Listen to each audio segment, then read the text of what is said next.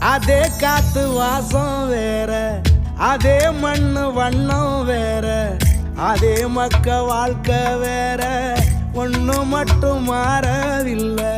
மத்த நாட்டு சுவையெல்லாமே ஒத்த வேலை உடைய போல, சுத்தமான நம்மூர் சுவையோ ஆத்தா தந்த உசுர போல.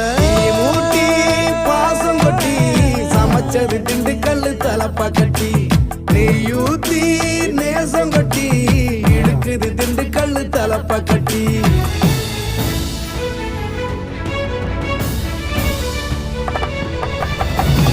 ஊட்டி பாசம் கொட்டி சமைச்சது திண்டுக்கல்லு தலப்பா கட்டி, நெய்யூத்தி நேசம் கொட்டி